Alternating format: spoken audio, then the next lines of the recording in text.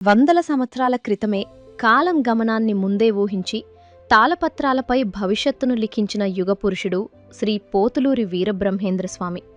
ఆయన చెప్పిన కాలజ్ఞానంలోని అక్షర సత్యాలు ఇప్పటివరకు జరిగాయి, జరుగుతున్నాయి.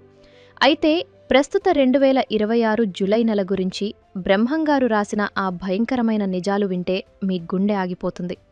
ఆకాశంలో వింత అగ్నిగోళాలు, కమ్యూనికేషన్ వ్యవస్థల స్తంభన, తెలుగు రాష్ట్రాలను వణికించే భారీ వరదలు, ఒకేసారి 6 రోజుల పాటు సూర్యుడు కనిపించకుండా పోయే కటిక చీకటి. ఇవి కేవలం ఊహలు కావు.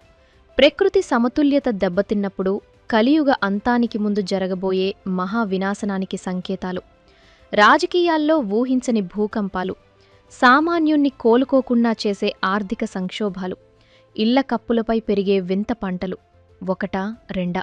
ఈ 2026 జులై నుండి ప్రపంచంలో ఎలాంటి వినాశకర మార్పులు మొదలుకాబోతున్నాయో తెలుసుకుంటే మీకు నిద్రపట్టదు. అసలు కాలజ్ఞానంలో బ్రహ్మంగారు హెచ్చరించిన ఆ భయంకరమైన నిజాలేంటి? మనం పీల్చే గాలిని కూడా కొనుక్కునే రోజులు రాబోతున్నాయా? తిరుమల వెంకటేశ్వరుని గుడిలోకి ఆ భయంకరమైన సర్పం రాబోతుందా అనే విషయాలను ఈ వీడియోలో తెలుసుకుందాం. ఎక్కడా స్కిప్ చేయకుండా చివరి వరకు చూడండి. ముందుగా రాబోయే ప్రకృతి వైపరీత్యాల గురించి, వాతావరణ మార్పుల గురించి బ్రహ్మంగారు చెప్పిన విషయాలు వింటే మనకు ఆశ్చర్యం కలగక మానదు. శ్రీ పరాభవనామ సంవత్సరంలో తెలుగు గడ్డ మీద భయంకరమైన వరదలు వస్తాయని కాలజ్ఞానంలో వ్రాయబడి ఉంది. అంటే ఈ 2026 జులై నెలలోనే ఎక్కువగా వర్షాలు పడతాయని, తెలుగు రాష్ట్రాలైన తెలంగాణ, ఆంధ్రప్రదేశ్ రాష్ట్రాల్లో ఎక్కడో ఒకచోట భారీ వరదలు వచ్చే అవకాశం ఉందని స్పష్టంగా తెలుస్తోంది. ప్రకృతి ఎప్పుడూ తన సమతుల్యతను కాపాడుకోవడానికి ప్రయత్నిస్తుంది. కానీ మనుషులు చేసే తప్పుల వల్ల ఋతువులన్నీ అస్తవ్యస్తంగా మారిపోతాయని బ్రహ్మంగారు ఆనాడే హెచ్చరించారు. ఈ జులై మాసంలో రాత్రి ఆకాశంలో ఎవరూ కనివిని ఎరుగని ఒక ప్రకాశవంతమైన గ్రహం లేదా పెద్ద అగ్నిగోళం లాంటిది భూమికి చాలా దగ్గరగా కనిపిస్తుందట. ఇది చూసిన వెంటనే పశువులు, కుక్కలు, పక్షులు వింతగా అరవడం, భయంతో పరుగులు తీయడం మొదలు పెడతాయని కాలజ్ఞాన వచనాలలో ఉంది. ఆ అగ్నిగోళం నుండి వచ్చే కాంతి భూమిపై ఉన్న ఎన్నో లోహాలను, తరంగాలను ప్రభావితం చేస్తుందని ఆయన వ్రాశారు. దీని ద్వారా ప్రస్తుత ప్రపంచంలో మనం ప్రతిక్షణం వాడుతున్న కమ్యూనికేషన్ లేదా సాంకేతిక వ్యవస్థలు ఒక్కసారిగా స్తంభించిపోయే ప్రమాదం ఉందని కాలజ్ఞానంలో ఉంది. ఒక్కసారి ఊహించుకోండి, మన ఫోన్లు, ఇంటర్నెట్ అంతా పనిచేయకపోతే ఈ ప్రపంచం ఎలా ఆగిపోతుందో. అలాగే రాబోయే రోజుల్లో ఒక పెద్ద తుఫాను ఏర్పడుతుందని, ఈ తుఫాను ప్రభావంతో సెల్ఫోన్ టవర్లన్నీ కూలిపోతాయని, ఫోన్లు కూడా కొన్ని రోజులు పనిచేయవని బ్రహ్మంగారు చెప్పారు.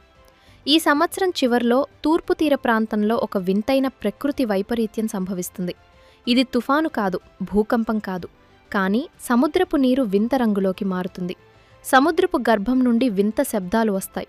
మత్స్యకారులు, తీరప్రాంత ప్రజలు భయాందోళనలకు గురవుతారు. ఇది రాబోయే పెద్ద ఉపద్రవానికి ముందస్తు హెచ్చరిక కావచ్చు. అంతేకాదు, ఒకానొక సమయంలో భూమిపై 6 రోజుల పాటు సూర్యుడు అసలు కనిపించడని, ప్రపంచం మొత్తం కటిక చీకటిలో మగ్గిపోతుందని ఆయన ఒక భయంకరమైన సత్యాన్ని చెప్పారు. అలాగే ఈ నెలలో ఒకరోజు అర్ధరాత్రి సమయంలో ఉన్నట్టుండి సూర్యోదయం అవుతుందని, ఇది చూసి ప్రజలు తీవ్ర భయాందోళనలకు గురి అవుతారని కూడా కాలజ్ఞానంలో ఉంది. సామాజిక మరియు రాజకీయ మార్పుల విషయానికొస్తే ఈ 2026 జులై నెల ఒక సరికొత్త మార్పుకి నాంది పలుకుతుందని కాలజ్ఞానంలో ఉంది. సమాజంలో అత్యంత ఉన్నత స్థితిలో ఉండి ప్రజలను నిరంతరం మోసం చేస్తున్న ఒక పెద్ద నాయకుడి పతనం అవమానకరంగా ఈ నెలలోనే ప్రారంభమవుతుందట. అదే సమయంలో ఎవరూ ఊహించని ఒక సామాన్యుడు దైవాంశ సంభూతులు, ధర్మమం గురించి అద్భుతంగా మాట్లాడి లక్షలాది మందిని ఏకం చేసే ఘట్టం మొదలవుతుంది. కుల మతాలకు, వర్గాలకు అతీతంగా ప్రజలంతా ఒకే తాటిపైకి వచ్చే అద్భుత ఘట్టానికి జులై 2026 శ్రీకారం చుడుతుంది.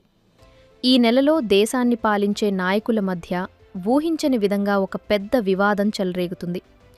ప్రజలందరూ ఎంతో నమ్మకం పెట్టుకున్న ఒక నాయకుడికి సంబంధించిన ఒక రహస్యం బయటపడి రాజకీయంగా పెద్ద దుమారం రేగుతుంది.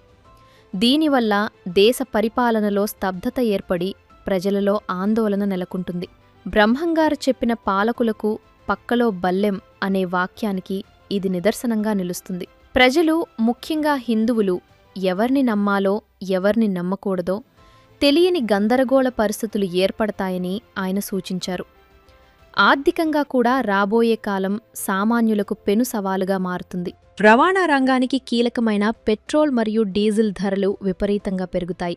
ఇంధన ధరల పెరుగుదల వల్ల ప్రతి వస్తువు ధరపై దాని ప్రభావం పడుతుంది. ఇది కేవలం మన దేశంలోనే కాదు, ప్రపంచవ్యాప్తంగా ఒక ఆర్థిక మాంద్యంలాగా పరిణమిస్తుంది. ప్రజలు సంపాదించే డబ్బు ఖర్చులకే సరిపోదని, పొదుపు అనేది ఒక కలగా మారుతుందని ఆయన ఆనాడే హెచ్చరించారు. సామాన్యులు మరియు ధనికులు సైతం ఎంతో ఇష్టంగా భావించే బంగారం ధరలు కూడా ఈ సమయంలో చుక్కలను తాకుతాయి. సామాన్యుడికి బంగారం అందని ద్రాక్షలా మారుతుంది. విలువైన లోహాల ధరలు పెరగడం వల్ల మార్కెట్లో అనిశ్చితి ఏర్పడి దొంగతనాలు, దోపిడీలు విపరీతంగా పెరిగే అవకాశం ఉందని, మనుషులు డబ్బు కోసం ఎంతటి నీచానికైనా ఒడిగడతారని కాలజ్ఞానం చెబుతోంది. ప్రజల జీవనశైలి, ఆరోగ్య విషయాలలో రాబోయే కాలం ఎంత భయంకరంగా ఉండబోతోందో వింటే మనకు వణుకు పుడుతుంది. భవిష్యత్తులో వ్యవసాయం పూర్తిగా మారిపోయి నేరతో సంబంధం లేకుండానే ఇళ్ల పైకప్పులపైన గాలిలో పంటలు పండిస్తారని బ్రహ్మంగారు చెప్పారు. ఇది నేటి హైడ్రోపోనిక్స్ పద్ధతికి దగ్గరగా ఉంటుంది అనడంలో ఎలాంటి సందేహం లేదు. అలాగే మరణం తినే ఆహారమే విషంగా మారి సరికొత్త వింతత రోగాలకు కారణమవుతుందని, మనుషుల ఆయుర్దాయం సగానికి సగం పడిపోతుందని ఆయన హెచ్చరించారు. 9 రకాల ధాన్యాలలో కేవలం 1 లేదా 2 రకాలు మాత్రమే భూమిపై మిగులుతాయని, మిగిలిన ధాన్యాల విత్తనాలు నాటినా అవి మొలకెత్తకుండా భూమిలోనే నశించిపోతాయని కాలజ్ఞానంలో చెప్పారు. దీనివల్ల ఆహార కొరత ఏర్పడి మనుషులు వింత ఆహార పదార్థాల వైపు మొగ్గు చూపుతారని ఆయన 100 ఏళ్ల క్రితమే గ్రహించారు. ఈ సంవత్సరం చివరిలో వింత జంతువు ఒకటి పుడుతుందని, దానివల్ల అంతుచిక్కని ఒక వింత వ్యాధి ప్రబలుతుందని బ్రహ్మంగారు చెప్పారు. ఇది జంతువుల నుండి మనుషులకు సోకే అవకాశం ఉందని, దీని లక్షణాలు చాలా వింతగా ఉంటాయని సూచించారు.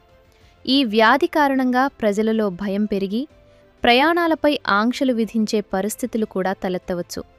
మనుషులకు పాదాల అడుగుభాగం నుంచి అంతుచిక్కని కొత్త రోగాలు మరియు పుండ్రు పుడతాయని, ఏ వైద్యుడి మందులు వాటిపై పనిచేయక జనాలు నరకయాతన అనుభవిస్తూ ప్రాణాలు విడుస్తారని కాలజ్ఞానంలో ఉంది. ఇంకో కొత్త రోగం వలన శరీరంపైన బొబ్బలు వచ్చి చాలామంది మనుషులు మరణిస్తారు. అతిగా తినటం, అతిగా నిద్రించటం వల్ల అనేక కొత్త రోగాలు ఏర్పడతాయి. భవిష్యత్తులో మనుషులు 30 ఏళ్ల కంటే ఎక్కువ కాలం బ్రతకరట. కొంతమంది గుండెపోటు, అనారోగ్య సమస్యలతో మరణిస్తే మరికొంతమంది ఆత్మహత్యలు చేసుకుని చనిపోతారని, భవిష్యత్తులో మానసిక రోగులు ఎక్కువ అయిపోతారని బ్రహ్మంగారు కాలజ్ఞానంలో చెప్పారు. ప్రకృతి లేదా అదృశ్య శక్తులు వారిని భూమిపై నుండి తుడిచిపెట్టేస్తాయి. అంటే అధర్మమంగా జీవించే వారికే ఈ వినాశనం. ధర్మం తప్పక, ఇతరులకు హాని చేయకుండా ప్రకృతిని ప్రేమిస్తూ బ్రతికే వారికి ఆ భగవంతుడే రక్ష. గుడులు, గోపురాలు శిథిలావస్థకు చేరుకున్నా, పూజారులు తమ వృత్తిని వదిలేసినా అంతిమంగా ఒకే దేవుడనే సత్యాన్ని ప్రజలు తెలుసుకుంటారు. కలియుగంలో ధర్మాన్ని రక్షించడానికి పరమేశ్వరుడు తన ఉనికిని చాటుకుంటాడు.